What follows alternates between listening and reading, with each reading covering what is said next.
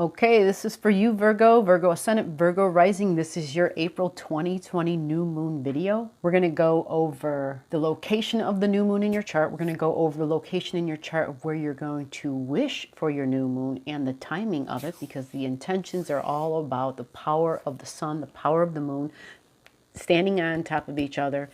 And the sun adds energy to the moon being our emotions, and emotions literally being the fuel for that which we want, the fuel for our prayer, the fuel for our intentions. We're also going to go over the other energies, which is we have Mercury squaring up with Pluto days after the new moon energy. We also have Mars and Venus trining each other, getting along very well for a change. And actually in signs that are all about thinking and communication and higher thinking, higher communication and science. So this is good news. We're also going to talk a little bit about Mercury being in Aries energy and what that looks like and where it happens in your life. Where does the Mars and the Venus line up? Where does the Mercury and the Pluto square up? We're going to find out what it is when we talk about wants versus needs versus desires, and why does that matter? Why does the planet Venus, why is she so emphasized so strongly for the month of April, but also for the last 2 years and the next coming 5 years? All major focuses on Libra and Taurus because Venus is the ruler. So it's relationships and things that we value, people that we value. Let's dive deep, Virgo, into your all astrology. Okay, so we have a new moon at 3:24 in Taurus, and this is going to be on the 22nd of April. Now, this is based on my time. I am Central Standard Time. I'm in the Chicagoland area, and this is like 9:26 p.m., so you have to adjust for where you live. The power of the sun, the power of the moon together. The sun is how we express. The sun is lighting up Taurus energy, so how we express about what we value, it's shining a light upon what we value. The moon being there is an emotional factor. It adds to, well, this is what I want, and therefore I'm going to go after what I want, and I'm going to, I guess a better way of saying in Taurus energy is I'm going to hold on to what I want. Taurus doesn't want to let go. It's fixed earth. It likes things to be the same. It is down to earth, it's grounded, it's stable, and it believes that something that is familiar gives it security, gives it financial security, which then gives it emotional security. So for Virgo Ascendant, Virgo Rising, where is this in your chart? Where is this in your life? You're going to have your Taurus energy in your 9th house. Your 9th house is going to be what you believe. It's your higher learning, it is your philosophy on life, it is your religion, it is your belief systems and your opinions. It can also be your long journeys, and the people in your life would be teachers, people who you are learn something, it's people who have wisdom, who are somehow have more knowledge than you, and who feel like a teacher, someone you can learn something from. Now the 9th house is also a long journey, so typically if you have your Taurus energy there, Taurus energy tends to be a little, well, let's think about what the bull does. How about that? We'll start with that way. The bull stands in the pastures and typically isn't moving. Doesn't do a whole lot of running unless it gets angered or has a desire for something. And then the bull moves, the bull charges. So some say that the bull tends to be stubborn because it doesn't want to move. Or the bull tends to be a bit slow because it just refuses, it just is comfortable. And so it says, why do I need to move? It's okay where I'm at. I'm comfy. As long as it's being fed and it's, ruling the senses, right? It's being taken care of by what it tastes, touch, smells, sees, and feels and hears, then it's not going to do any changing. It's going to stay the same. It doesn't want to change. It's fixed earth. So your 9th house, knowing that your beliefs, right, it's in the bucket of beliefs, this is a time, not just right now, but this has been a time. The past 2 years, Uranus went into that house, and it's likely going to be there for 5 more years, okay? Uranus is a 7-year cycle. So what this does is it puts a spotlight on what we value, and that could be our beliefs, right? But it's the people also that we consider teachers, people that we value, people who we see that we can learn something from, our beliefs about learning, our beliefs about traveling, and not just, you know, down the street to the store travel, but long journeys. Now, there's another way of looking at the energy in this house when we talk about traveling. It doesn't have to be so physical. It doesn't have to be so 3D. There could be spiritual traveling, spiritual learning, right? When you go to the higher octave, you can actually go all the way across to the opposing side, which is Scorpio energy, okay? Now remember, I'm talking about the ninth house. I'm talking about where the Taurus energy is. So if you go all the way to the opposite side, it brings us to your thinking. And why is this important? Why am I bringing it up? Because when we have our intentions, when it comes to the new moon time, typically we go to the opposing energy of where the new moon actually occurs. And this is happening in your third house in Scorpio at 324. Now, if this sounds confusing, if it's complicated, if you need me to clarify anything, just put your stuff below, whether it's your comments, your questions, or your birth digits, and I can help you and get back to you. Scorpio energy is shared values, shared resources. It's how I merge my energy with another. Now remember, our emotions are energy, okay? Just like money is energy, so are your emotions. Now in your third house, wow, this puts a focus on siblings, people in your immediate environment, people who can be coworkers, people that you see, you know, could be your neighbors. Like when you're kids, definitely it's your siblings because you're in the house, but can also be your schoolmates. It's others that are around you, okay, in your daytime, right? Your regular, routinely daily activities, those are those people who are with you.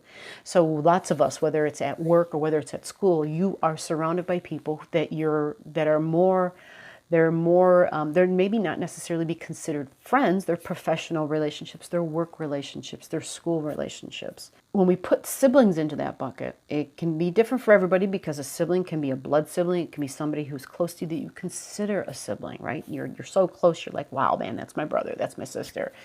They're people that you have bonded with, likely in other lifetimes, okay? It's soul energy. This is Scorpio. It's got two rulers, right? It's co-ruled by Mars and Pluto. And Pluto is definitely soul energy. So there's likely, you know, you've got lifetimes with siblings or lifetimes with your current parent, or you've done multiple lifetimes together in the past with roles reversed and whatnot. And, you know, you mix it all up. Either way, it's the same souls interacting with each other in your day-to-day world. Now, talking, speaking, communicating, a big deal.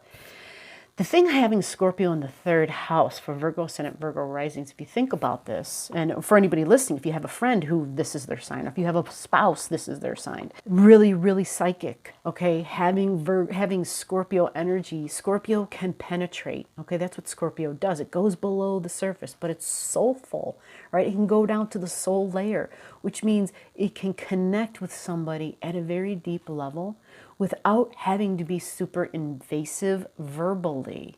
Now, this may sound different, like, okay, how did you find out something about somebody unless we were talking and having, you know, a rapport back and forth? The power of Scorpio is that it can penetrate another's energy field, okay? And when we talk about Pluto, it goes to levels that we don't even know exist. So therefore, with people who have this energy in that third house, if you have planets there, it gives you a stronger amount of that energy. It's like a concentration of energy. Then you can see there are people who may be very intrusive, right? They may purposefully abuse this power. And I do call it a power because it is a power. And with any power, you know, there's great responsibility. However, there can be abuses when we have power, of course. So look at your own chart, see how many natal planets do you have, right? And then ask yourself, oh my God, do I do that? And what would be intrusive? Verbally, we can be intrusive by always asking questions just because you want to know other people's business, right? Scorpios tend to be, they have this thirst for knowledge. I usually call them like the detectives of the zodiac because they always want to know more because they know there is more to the story than what's being told. And so energetically, they can literally penetrate thoughts. They can penetrate dreams. Now, this isn't to be all freak outish and stuff. Some people, you know, it's not like this where it's an intention to be invasive. It's just a curiosity, okay? But being aware for yourself how this plays out in your life, especially in the third house, because then that would be with people you work with, people you live with, right? Your neighbors. You know sometimes more than you want to know, or because you have such strong desire in your intent for information, right? Third house. You believe it or not, you're intruding by your desire level being so high. Okay, now I know that's going a little overboard maybe, but it's not. It's a real thing. You talk to anybody who understands what I'm talking about, like they get it because they've experienced it, whether it was on the receiving end or the doing end. It is something that exists, and so this new moon, we're going to kind of explore that, right? This is what you're going to be facing is, am I like that? Because I have such a thirst for others' information, for others' ways of thinking. I want to know what makes them tick. I want to know what they value, right? I want to know what's important to them. Well, this is all, harmless, right? But it only becomes a problem when it becomes invasive, when we do it to the degree where we're infringing upon another's privacy. And the new moon energy, right? It's this thing between your third and your ninth house. So it's, do you believe you do that? Do you believe you know others who do that in your life with you? Because whatever we hold within us, we radiate, we express, we operate on that frequency. And when you do that, remember, energy is a boomerang. So that means whatever you're projecting, whatever you throw out there, it comes back to you. So whether you believe you're doing it or not, it could very easily be something you project onto others, which is tricky because it may be something you're aware of, right? And you're like, oh God, I don't want to do that. Or you try to stop it in your thought, you try to stop it in the tracks. But because it's so strong, the energy still exists. So the solution is to find ways to satisfy the curiosity, right? Like literally go and do some real homework, like hunker down and do some research. Like, holy shit, we're in a pandemic. Like find the goddamn cure for what we're on, right? The coronavirus, like be the investigator, like find projects, right? You know about this, Virgo ascendant, Virgo rising, all too well. Projects, right? You like to have little lists of things to do. You want to be busy. You want to be active. Holy crap, Scorpio in the third house, right? Definitely want to be busy and active in figuring out what others like, what others value. But sometimes it can be too much. And so when is too much too much? And that's what this is about. This is about you figuring that out, you understanding, do I take it to a degree where it's unnecessary? All right. Now, values. What do we need? What do we want? We've got our belief systems and our thinking all involved. Okay. This is this emphasis. Now it's values. It's what I love, who I love. It's things being fair, things being equal, right? Because it's Libran energy and Venus is all over the place, right? We've got Mercury, who is going to be shortly, who's going to be coming into the Taurus energy after the new moon. But in the present, all like for April, we've got Mercury in Aries energy. So this is a focus of self, right? And Mercury is how I think. Mercury is a ruler of Virgo, okay? So finding out where the current Mercury is tells you about what's going on in your world, and then finding out what your natal Mercury is doing in your chart. All right, if you have any questions, if you're not sure about what I'm talking about, if I lost you anywhere, comment, right? Questions, birth digits, whatever you need to, and I will catch up with you. Mercury in Aries, thinking about self, okay? Thinking about relationships. Why am I saying this? Because Libra energy's over here, Aries energy's on the other end. They're both cardinal energies. This is myself and this is my relationships. All right. What squares all of that is the Cancer and the Capricorn energy, more cardinal energy. All right. After the new moon on the 22nd, we're going to have the planet Pluto going retrograde. Before Pluto's retrograde, like all the planets, before they go retrograde, they stand still. And so when they stand still, they become stronger. There's a more intensity. Remember, Pluto is fear, all right? This is important. There's maybe a concentration of fear, an elevation of your fear. Now let's look at your chart. Let's find out, where is this Capricorn energy? All right, your Capricorn energy is in your 5th house, right? Typically, it's going to be in your 5th. This is going to be 24 degrees of Capricorn we're focusing on. Some days after the new moon, when we get to the end of the month, we're going to have Mercury at 24 degrees in Aries, and they're going to be, that means Mercury and Pluto square up exactly. All right. See if you have anything in Libra at 24 degrees. See if you have anything in Cancer at 24 degrees. This will give you a better understanding of what's happening. Okay. Whether you're facing just a square or a big T, like a square is one thing, but when you have a T square, you've got something here, and then something up here on this arm. And so you've got a square this way and a square that way, a left and a right. And that's, I turn to my left, I'm stressed. I turn to the right, there's tension. There's testing constantly. The only way to know is to look at your personal birth chart. Comment your digits below. What does it mean when we have Mercury and Pluto squaring? All right, so if Mercury's thinking about self, and Pluto is in Capricorn, right? And Pluto is all about deep transformational changes in Capricorn, meaning deep transformational changes with long-standing structures, right? How we've done business. This is in your 5th house. So structures in terms of dating, relating, mating, children, creative projects, how you take risks in the world. That's your 5th house. It's how I express. So there was a structure you had, whether you're aware of it or not. There was some long-term, something you built up, a form of some sort that you built up over a long period of time, because we're talking about Capricorn energy. And Pluto coming through there says, but we're changing that. Okay, this is all evolving and it's growing. It's all going to be morphing into something better, something newer. And so when we think about that, the other side of Capricorn is our Cancer energy, right? And our Cancer energy is in our 11th house. This is our friendship groups. Okay, so I'm listing all the cardinal energy because these are the changes. These are the main areas, the cardinal cross, right? This is where all the big stuff's happening. It's all being changed. Okay, so for you, it's your home, but it's your friends that feel like home. You know, it's your 11th house. It's your group energy. It's your family. You call them your friends, but they feel like family. All right. And it's your 5th house. So this is also involved with the people that you are attracted to. It's the romance. It's how I take a risk with my body. It's also exercise, by the way, the 5th house, how we get active with our body and have a good time. 5th house is fun and laughter. All right. So having Capricorn there means you like to be involved in activities that are structured, that are organized, that are planned, right? These are events. It's not this, you know, a spur of the moment thing. It's more of, but we planned this. We always do this. It's like a traditional event we do every year, right? This is that. This is Capricorn in the 5th house. Things you do that are fun, that you've planned and that you repetitively do.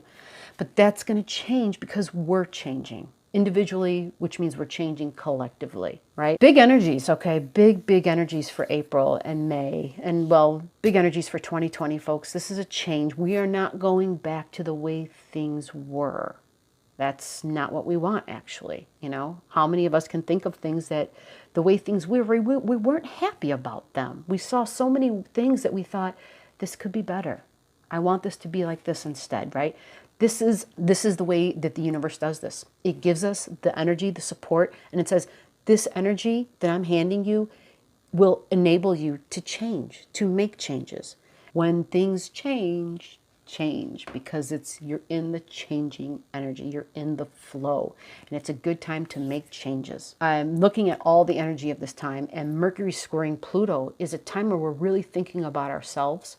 We are getting, we're digging deep because it's Pluto, and we're getting revelations possibly about things that we weren't real aware of because it's Pluto and it goes to a whole nother level of thinking. It goes on a deeper layer. It hits the soul. It goes that deep. And so we can have little moments of awareness that we weren't aware of about ourselves. And when I look for your Aries energy, because that's where the Mercury is going to be, Typically that's in your 8th house. Now, again, the degrees that I'm looking at are 24 degrees because that's where Pluto and Pluto in Capricorn is going to square up with Aries energy. Now, your 8th house is your bonded relationships, okay? It's deep relationships. Again, it's Pluto energy. Fascinating, right? You're experiencing this in your 8th house. So it's a lot of deep stuff on both ends. It's Aries energy in the 8th, which is your bonded relationship. So this is shared energy. It's how you merge your energy with other folks' energy. And this goes back to what I talked about in the beginning of the video, which was your 3rd house, because you have Scorpio there, and the ability to penetrate another person's soul, basically, and to get information that is so below the surface, and to have a knowing and an understanding. That's what makes this placement, Scorpio in the 3rd, extremely psychic. They just know stuff, basically because they have a desire to know more, because they are, some people call them nosy, right? But they just have this insatiable desire for knowledge, but things below the surface. There are a lot of planets in this placement. This would be those people who always believe like in the conspiracy theories, like there's a story behind the story behind the story going on, and you know, it's this big web that you get lost in. So be aware of that. If you don't know, comment below, I can find out for you. Getting back to the date, the 24th of April, this is around the time where the moon is still in the Taurus energy, where we've had the moon already pass off of Uranus, because Uranus is in Taurus at 6:34 on the 22nd. So literally like 6 hours later, the moon will then highlight and light up. Uranus will light up your emotions of different, of new, of, oh, I want this, because it's Taurus. Taurus is desire, right? Taurus is what I value. The moon passing on it, it's a fast thing. It doesn't last long. But understanding that there may have been this fleeting desire for something, right? This desire, I need something new, because then like 3 days later on the 26th, the sun is going to touch Uranus energy. So what I'm trying to do is to be strategic in my own mind. And I'm saying on the 24th is when I'm going to set my intentions before the sun sits on top of Uranus. The thing with the sun and Uranus is it's a desire for different, a desire for new. Not that that's bad. It's not, but usually it's fleeting. Usually it's not something that lasts. Usually it's like this rebellion type of thing. Like, I'm doing different just to be different. Well, hell, we're on lockdown. Different's probably a good thing right now. But just realize, you know, be within reason, okay? That it's not, you know, this isn't like, yeah, we're ending a relationship over because I need something different and new during this. No, that's definitely not what you want to do at this time. Not my recommendation for Virgo Ascendant, Virgo Rising at this time. So the 24th is the day I'm setting my intentions. Your focus is really going to come down to the opposing energy. And that, again, goes back to your 3rd house and how you think, how you communicate, how you relate. Are you that overly, do you penetrate others' energy? Do you have so much desire and intent and knowing other people's business, okay, of knowing what other people's values are and how you can merge with their energy, or how they share their energy, even how they share their money, because remember, energy is money. So you can kind of interchange some keywords here, but it's values and needs, right? It's what I want, what I desire, but bottom line, after all that sorting through it, because remember, Mercury squaring Pluto, going to get some heads up about things. Venus energy emphasizes how I receive, how I give, how I value, and who I value. When we have the new moon energy, you're going to be pulling that in. You're going to be understanding, okay, what do I need?